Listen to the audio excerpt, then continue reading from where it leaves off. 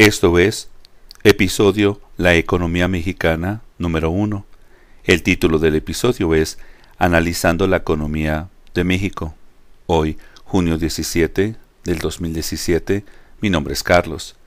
Hola a todos ustedes, este es un segmento nuevo que fue creado gracias a sus peticiones, recomendaciones y preguntas.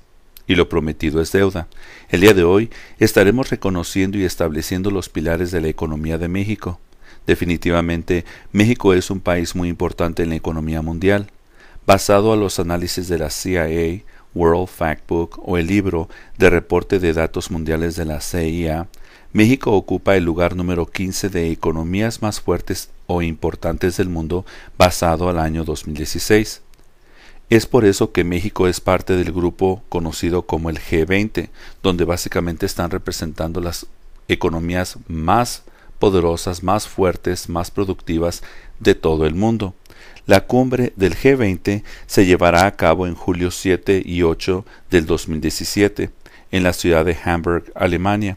Los participantes son México, Australia, Brasil, Canadá, China, Francia, Alemania, India, Indonesia, Italia, Japón, Rusia, Arabia Saudita, Sudáfrica, Corea del Sur, Turquía, el Reino Unido y Estados Unidos, al igual que la Unión Europea. México tiene una población de 130.222.815 habitantes.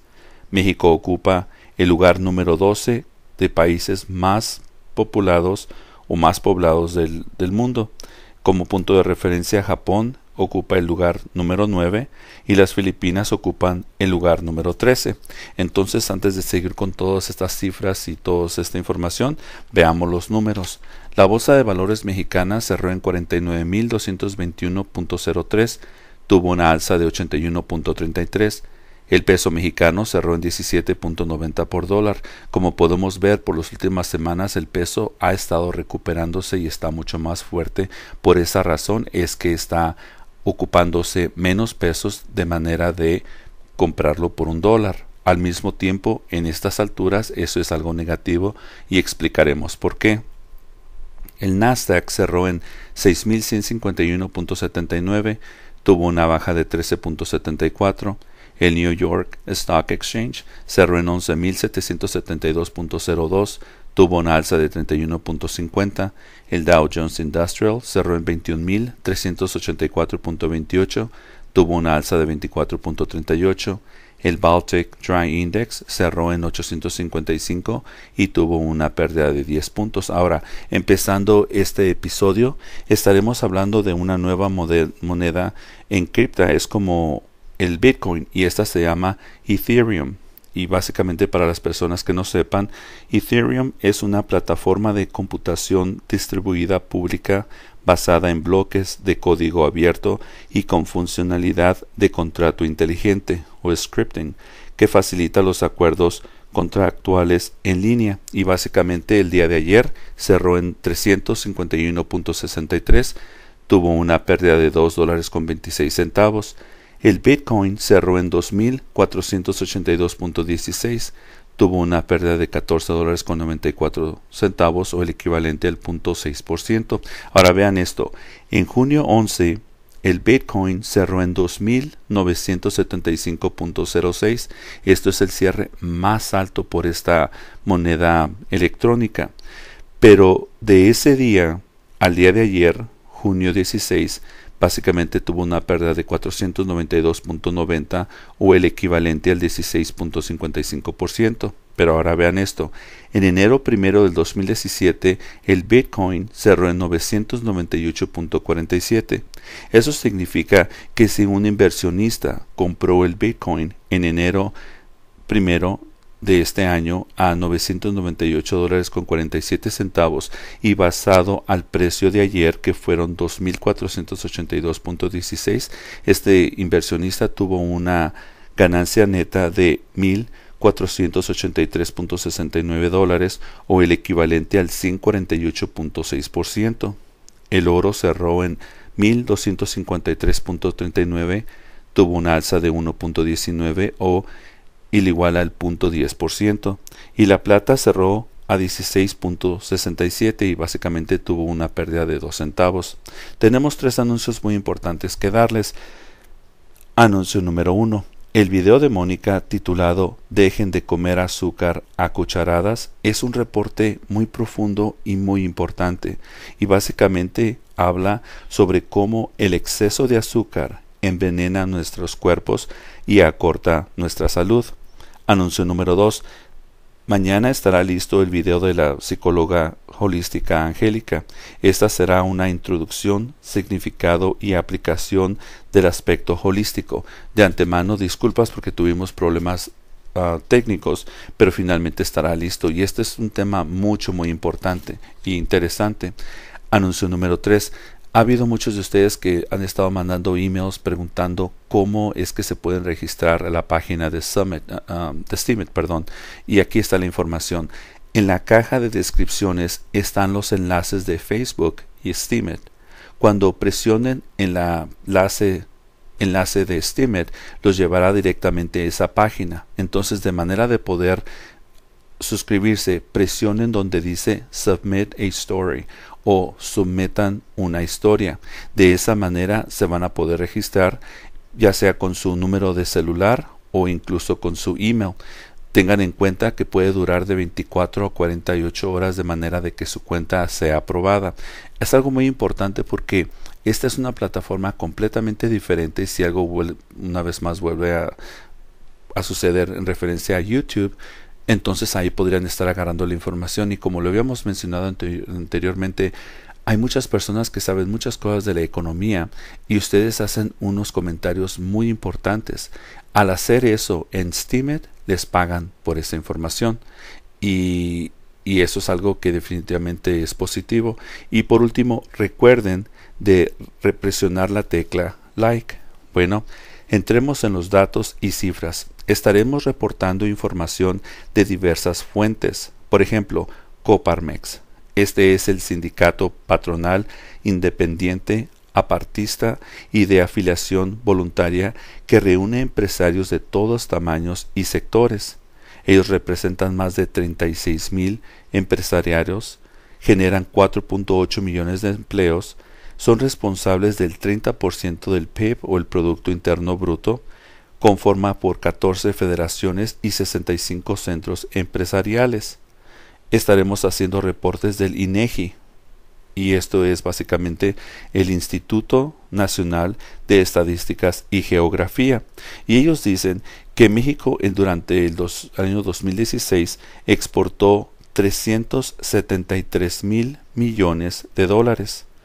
El 90% es del sector manufacturero, y de ese 80% se exporta hacia Estados Unidos. Ahora, de esas exportaciones, el 30% son exportaciones automotrices. Eso nos da una clara indicación de que por los últimos años el gobierno, al igual que varias empresas, se han convertido en una manufacturadora de Estados Unidos, que es algo positivo. Al mismo tiempo, hemos hecho varios reportes en referencia a lo que está sucediendo en Estados Unidos y nos damos cuenta que la industria automotriz está pasando por una crisis, en la cual empezamos el año 2017 con casi 4 millones de unidades.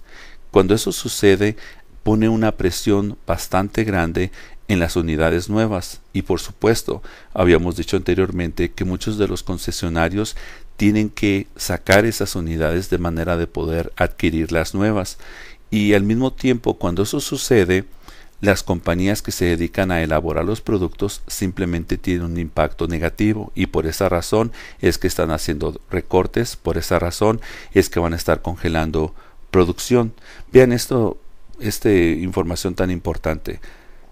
México tiene una red de 10 TLCs o el Tratado de Libre Comercio con 45 países. Eso es impresionante. Tiene 32 acuerdos recíprocos de inversión, promoción y protección con 33 países. Una vez más, eso es impresionante. 9 acuerdos de tratado conocidos como complementación económica y acuerdos de alcance parcial. en el mercado de la Asociación Latinoamericana de Integración o ALADI. Este es un organismo internacional de ámbito regional y fue creado el 12 de agosto de 1980 por el Tratado de Montevideo en el mismo año 1980, en sustitución de la Asociación Latinoamericana de Libre Comercio o ALAC.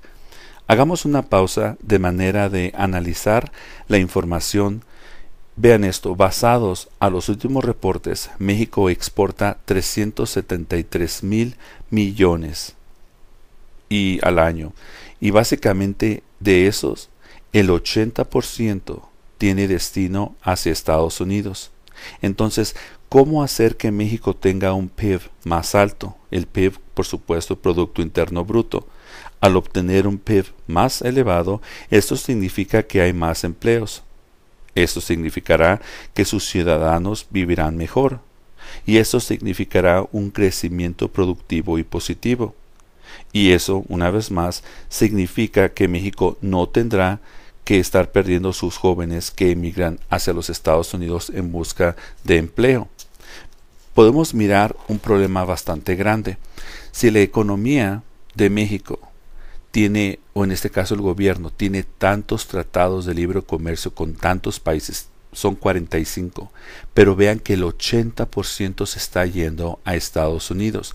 Es por esa razón que tenemos una fluctuación tan grande en el peso mexicano, porque cuando Estados Unidos está enfrentando una desaceleración, o en este caso estamos hablando de una recesión, eso afecta al peso, porque eso quiere decir que no van a estar comprando los productos hechos en México.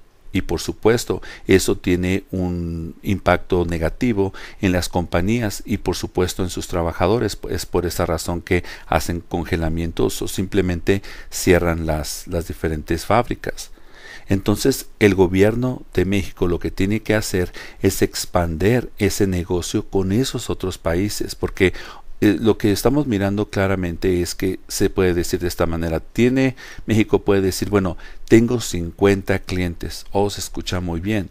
Pero de esos 50 clientes, solamente 3 compran el 80% de toda su producción.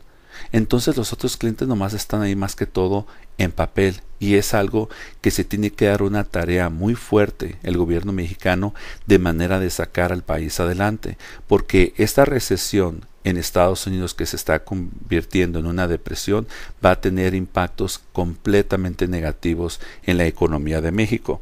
Entonces vean esto. Si la economía mexicana estuviera trabajando a un 80 o 90% de su capacidad, México ocuparía el número 4 o 5 en la economía mundial. Vean estos ejemplos. Estados Unidos ocupa el lugar número 1 de economía mundial. La Unión Europea número 2, China número 3, Japón número 4 y una vez más, si la economía de México estuviera trabajando bien, al 80 o 90% de su capacidad, ocuparía el número 5. Ahora, si quitamos a la Unión Europea, entonces México estuviera en el número 4. Vean esto.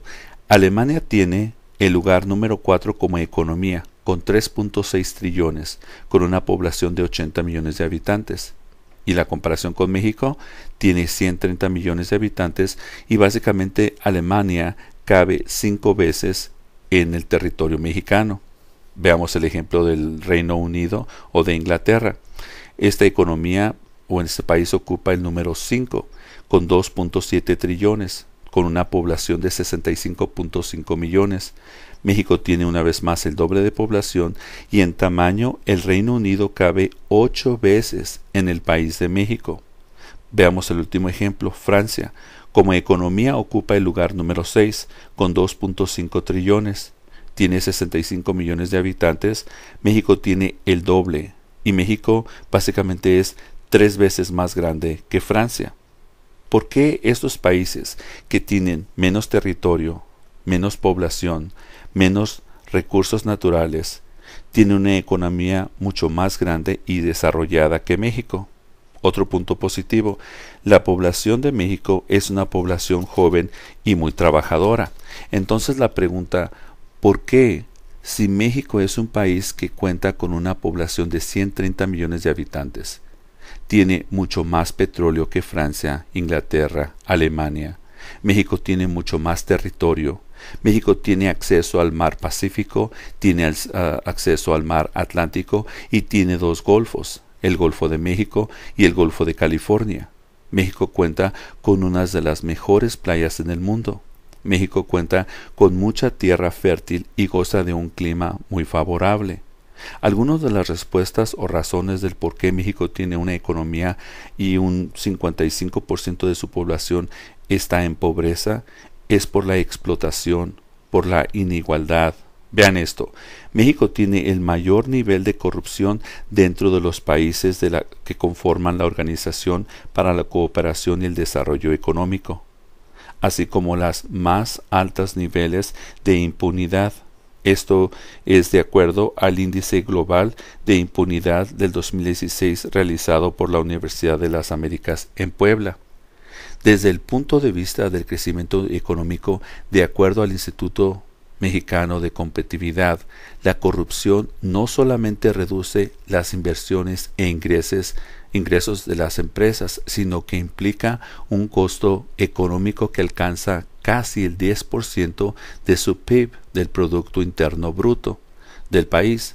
Más aún, según un estudio realizado por Transparencia Internacional, existe una correlación directa entre el nivel de exclusión social, que básicamente estamos hablando de la desigualdad, y los niveles de corrupción e impunidad, lo que propicia un desencanto en el sistema democrático, alineando así peligrosas pulsaciones autoritarias y populistas. Entonces, algo muy importante, si un país quiere crecer, ese país tiene que invertir.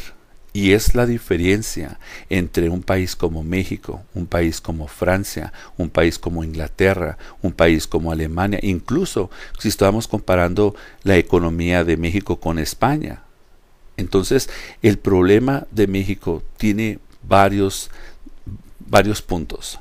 Uno de ellos, por supuesto, es el gobierno, y al mismo tiempo está siendo institucionalizado, donde están permitiendo que grupos de personas básicamente delincuentes estén atacando a su propia economía, porque cuando las compañías internacionales quieren invertir en México y saben de todas las cosas que están sucediendo, simplemente se van a otros países que sean más seguros. Y lo que vamos a tener que hacer es hacer una segunda parte de esta información. Espero les haya interesado, espero hayan aprendido algo, y muchas gracias por su tiempo.